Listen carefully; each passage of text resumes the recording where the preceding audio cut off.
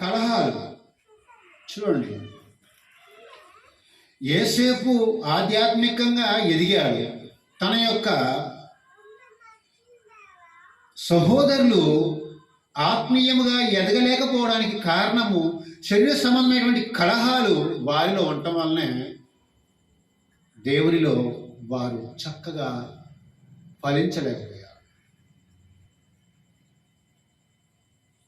కలహాలు మానవుని ఏం చేస్తాయనంటే ఆఖరిగా వారిని నిజంగాను జీవిత యాత్రను బహు ఘోరమైనటువంటి విఫలమైనటువంటి దశలోకి లేదా విఫలమైనటువంటి దిశలోకి నడిపిస్తా ఉన్నారు.